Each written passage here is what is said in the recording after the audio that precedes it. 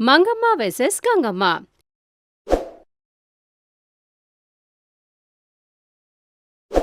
ஒரு நாள் மங்கம்மாவும் கங்கம்மாவும் டிவி பார்த்துக்கிட்டே உட்கார்ந்துட்டு இருந்தாங்க. டிவில ஈஃபில் டவரை பார்த்த கங்கம்மா இப்படி நினைக்கிறா, வாவ், எவ்வளோ அழகா இருக்கு இந்த டவர்.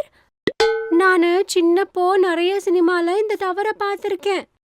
ஆனா எப்பயாவது இந்த டவரை பார்க்கணும்னு ரொம்ப ஆசைப்பட்டிருக்கேன்.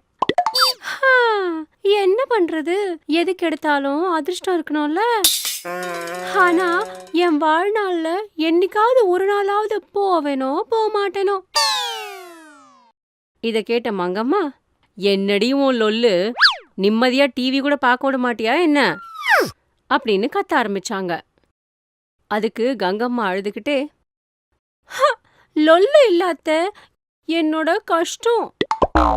நான் இது வரைக்கும் ஈஃபில் டவரை பார்த்ததே இல்ல. எனக்கு முதல்ல அதை பார்க்கறதுக்கான அதிர்ஷ்டம் இருக்கோ இல்லையா?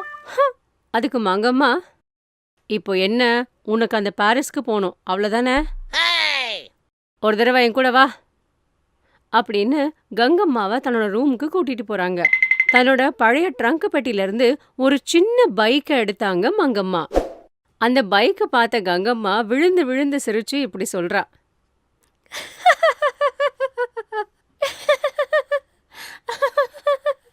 அட என்னத்த, நாம இதுல போறோமா என்ன? ஈஃபில் டவரை இதுல போய் பார்க்க போறோம் அப்படின்னு ரொம்ப நக்கலா சிரிச்சா. அதுக்கு மங்கம்மா, என்னடி அப்படி சிரிக்கிற, இது மேஜிக் பைக் அப்படின்னு தர மேல வச்சாங்க. அது கொஞ்சம் கொஞ்சமா பெருசாச்சு. இத பார்த்த கங்கம்மாக்கு பெரிய ஷாக். ஹை, வாவ், என்னமா இருக்கு இந்த பைக்கு. ஆமா அத்த, இந்த பைக்ல பாரிஸ் போறதுக்கு எத்தனை நாள் ஆகும்? அடி லூசு மருமகளே, இது மேஜிக் பைக்டி. நீ எந்த இடத்துக்கும் நிமிஷத்துக்குள்ள அங்க போக முடியும். அது மட்டும் இல்லாம இதுல எவ்ளோ பேர் ஏறினாலும் இன்னொருத்தர் உட்கார்றதுக்கு ஒரு பிளேஸ் கூட இருக்கு அப்படின்னு பைக்கை பத்தியும் அதோட ஃபீச்சர்ஸ் பத்தியும் கிளியரா எக்ஸ்பிளைன் பண்ணாங்க. இத கேட்ட கங்கம்மா ரொம்ப சந்தோஷப்பட்டா. அந்த குஷியில இப்படி சொல்றா, அட சூப்பர் அத்த, இன்னும் எதுக்கு வெயிட் பண்ணோம், வாங்க சீக்கிரமா போலாம். அதுக்கு மங்கம்மா கூட சரின்னு சொன்னாங்க. சரி ஏறு போலாம் அப்படின்னு 2 பேருமே பாரிஸ்க்கு போறாங்க. அங்க ஈஃபில் டவர் முன்னாடி செல்ஃபி எடுத்துக்கிட்டு ஃபுல்லா என்ஜாய் பண்ணிட்டு வீட்டுக்கு வராங்க. அதுக்கப்புறமா அவங்கவங்க வேலைய அவங்கவங்க பார்க்க போயிட்டாங்க. ஆனா கங்கம்மா மட்டும் மனசுக்குள்ளேயே இப்ப வரைக்கும் அந்த பைக்கை பத்தி தான் யோசிச்சுக்கிட்டே இருக்கா. அவ மனசுக்குள்ள இப்படி நினைச்சா, இது என்னமோ சூப்பரா இருக்கு, அழகா எந்த சார்ஜும் இல்லாம எங்க போகணும்னு நினைக்கிறோமோ அங்க ஈஸியா போயிடலாம், அது கூட நிமிஷத்துக்குள்ள போயிடலாம் அப்படின்னு யோசிச்சுக்கிட்டே சிரிச்சா. அப்பதான் அவளுக்கு ஒரு ஐடியா வந்துச்சு. இப்படி இல்ல, இந்த தடவை அமெரிக்கா போலாம். அது மட்டும் இல்லாம அத்தை சொன்னாங்கல்ல, இந்த பைக்ல எவ்வளோ பேர் ஏறினாலும் இன்னொருத்தர் உட்கார்றதுக்கு ஸ்பேஸ் இருக்கும்னு. சோ எல்லார்கிட்டயும் காசு வாங்கிட்டு அவங்களையும் இதுல கூட்டிட்டு போனோம். வரே வா, என்ன ஐடியா உனக்கு? இதனால அமெரிக்காவை பார்த்த மாதிரி இருக்கும், மேல காசு கூட வரும். சூப்பர் கங்கம்மா, என்ன பிரெயின் வந்து அப்படின்னு அவளுக்கு அவளே மெச்சுக்கிட்டு அந்த பெட்டியில இருந்து பைக் பொம்மைய எடுத்தா. பக்கத்துல இருக்கவங்க அப்புறம் தன்னோட ஃப்ரெண்ட்ஸ் கிட்ட போய் அமெரிக்கா டூர் பத்தி சொன்னா. எல்லாருமே ரொம்ப ஹாப்பியா ஃபீல் பண்ணாங்க. எல்லார்கிட்ட இருந்தும் காசை வசூல் பண்ணிக்கிட்டு எல்லாரையும் பைக் மேல உட்கார வச்சா. அதுல இருந்த கங்கம்மாவோட ஃப்ரெண்ட் இப்படி சொல்றாங்க, அடே கங்கம்மா, நம்ம ஃப்ரெண்ட்ஸ் தானே, ஒரு டிஸ்கவுண்ட் ஒன்னும் கிடையாதா? அதுக்கு கங்கம்மா இப்படி சொல்றா, என்னது ஃப்ரெண்டா, முந்தா நேத்து சக்கரை கொஞ்சம் குடுறீன்னா அதுக்கு இல்லன்னு சொன்ன, உனக்கு டிஸ்கவுண்ட் வேற வேணுமா? டிஸ்கவுண்ட் இல்ல ஒன்னும் இல்ல, ஃபிக்ஸ்டு பிரைஸ், வந்தாவா இல்லனா போ. வேற வழியே இல்லாம அவங்க கங்கம்மா கிட்ட காசை கொடுத்து பைக் மேல உட்கார்ந்தாங்க. அப்படி எல்லாருமே சேர்ந்து அமெரிக்காக்கு ஸ்டார்ட் ஆனாங்க. வழியில நிறைய இயற்கையான விஷயங்களை பார்த்து ரொம்ப என்ஜாய் பண்ணாங்க. நதி, ஆறு, அருவி இப்படி எல்லாத்தையும் பார்த்து என்ஜாய் பண்ணிக்கிட்டே போனாங்க. சடனா ஒரு காட்டுக்குள்ள பைக் நின்னு போச்சு. எவ்ளோ ஸ்டார்ட் பண்ணாலும் ஸ்டார்ட்டே ஆகல. இதனால பைக் முன்னாடி போகாததுனால பைக் மேல உட்கார்ந்த எல்லாருக்குமே பயம் ஸ்டார்ட் ஆயிடுச்சு. அதுவும் ரொம்ப அடர்த்தியான காடுல விதவிதமான சப்தங்கள் கேட்டுட்டு இருக்கு. எல்லாருமே பயத்துல நடுங்க ஆரம்பிச்சாங்க. எல்லாரும் பயத்துல நடுங்கிக்கிட்டே கங்கம்மாவை பைக் ஸ்டார்ட் பண்ண சொல்லி கேட்டாங்க. கங்கம்மா பைக்கை கிக் பண்ணி ரொம்ப அலுத்து போயிட்டா. அப்படியும் பைக் ஸ்டார்ட்டே ஆகல. அப்போ கங்கம்மாவோட ஃப்ரெண்ட் கங்கம்மா கிட்ட இப்படி சொல்றா, ஹே, உண்மையா சொல்லு, நான் உனக்கு முந்தா நேத்து சக்கரை கொடுக்கலன்னு தானே என்ன நீ இப்படி பயம்புறுத்துற அப்படின்னு பயந்துகிட்டே கேட்டா.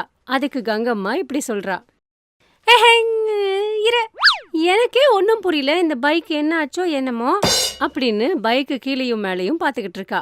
அப்போதான் அங்க ஒரு புலி வந்துச்சு. புலியோட கர்ஜனைக்கு அங்க இருந்த ஜனங்க எல்லாம் பயந்து போயிட்டாங்க. புலிய பார்த்த உடனே ஜனங்க எல்லாம் ஓட ஆரம்பிச்சிட்டாங்க. கங்கம்மாவும் அவளோட ஃப்ரெண்டும் பக்கத்துல இருந்த ஒரு மரத்து மேல ஏறி அந்த கிளை மேல உட்காந்துக்கிட்டாங்க. அந்த புலி மரத்து மேல இருந்த கங்கம்மாவை பார்த்து இன்னும் கர்ஜிக்க ஆரம்பிச்சுச்சு. அதனால கங்கம்மாவும் அவளோட ஃப்ரெண்டும் ரொம்ப நடுங்கிக்கிட்டே பயந்துகிட்டே இருந்தாங்க. அப்போ கங்கம்மா அவ மனசுக்குள்ள இப்படி நினைச்சுக்கிறா, ஐயோ, இது என்ன, இந்த புலி என்னையே இப்படி பாக்குது, அங்க அத்தனை பேர் இருக்க, நான் மட்டும்தான் கிடைச்சனாடியும் உனக்கு அப்படின்னு நினைச்சுக்கிட்டா. அதே கிளமேல உட்காந்துட்டு இருந்த தன்னோட ஃப்ரெண்டு கங்கம்மா கிட்ட இப்படி சொல்றா, அடியே கங்கா, வேணும்னா உனக்கு நான் 2 கிலோ சக்கரை கொடுக்கறேன், ப்ளீஸ் என்ன வீட்டுக்கு கூட்டிட்டு போடி ப்ளீஸ் அப்படின்னு அழுறாங்க. உடனே அந்த கிளை உடைஞ்சு 2 பேரும் புலி முன்னாடி விழுந்துட்டாங்க. அப்போ கங்கம்மா தன்னோட ஃப்ரெண்டு கிட்ட ரொம்ப கோவமா இப்படி சொல்றா, உன்னோட சக்கரையில எறும்பு இல்லாம புளிய வச்சியா என்ன அப்படின்னு திட்ட ஆரம்பிச்சா. அவங்கள பார்த்த அந்த புலி அவங்கள சாப்பிடறதுக்காக அவங்க முன்னாடி வந்துகிட்டே இருக்கு. என்ன பண்றதோ ஒன்னும் புரியாத கங்கம்மா மனசுக்குள்ள ரொம்ப ஸ்ட்ராங்கா அவங்க அத்தைய நினைச்சுக்கிட்டா. ஐயோ அத்தை! உடனே அவங்க அத்தை ஈகல் மூலமா அங்க வராங்க. மங்கம்மாவை சுமந்துக்கிட்டு வந்த அந்த ஈகல் அந்த புலிய தன்னோட நகத்தால தூக்கி அந்த பக்கமா போட்டுருச்சு. மங்கம்மா கங்கம்மாவை காப்பாத்தினதுனால கங்கம்மா உடனே ஓடி போய் மங்கம்மாவை ரொம்ப டைட்டா ஹக் பண்ணிக்கிட்டா. அப்போ கங்கம்மாவோட ஃப்ரெண்டும் மங்கம்மாவை ஹக் பண்ணிக்கிட்டு இப்படி சொல்றா, தேங்க்ஸ் ஆண்டி, நாளைக்கு உங்களுக்கு 2 இல்ல 10 கிலோ சக்கரை தரேன் அப்படின்னு சொல்றா. அப்போ கங்கம்மா மங்கம்மா கிட்ட இப்படி சொல்றா, ஆமா அத்தை, நாங்க இங்க இருக்கோன்னு உங்களுக்கு எப்படி தெரியும்? உன்னோட பேராசை பத்தி எனக்கு தெரியாதாடி? நீ இந்த மாதிரி லூசுத்தனமா ஏதாவது வேலை பண்ணுவேன்னு தான் நான் உன்னை மேஜிக் குளோப்ல இருந்து கவனிச்சுக்கிட்டே இருந்தேன். இந்த தடவை நான் எதுவுமே பண்ணல அத்தை, அந்த பைக் தான் அதுக்கு அதுவே ஸ்டார்ட் ஆகாம அப்படியே நின்னு போச்சு. அப்போ மங்கம்மா கங்கம்மா கிட்ட, எல்லார்கிட்டயும் காசை மட்டும் வசூல் பண்ணிக்கிட்டல, பாவம் அதுக்கு பெட்ரோல் ஊத்துனியாடி, அதனாலதான் உன்னோட கஞ்சத்தனத்தினால அது நின்னு போச்சு அப்படின்னு திட்டி அவங்க காசை அவங்க கிட்ட கொடுத்துட்டு எல்லாரையும் அவங்க வீட்டுல விட்டுட்டாங்க. மறுபடியும் தன்னோட பேராசையால இவ்ளோ கஷ்டப்பட்டா.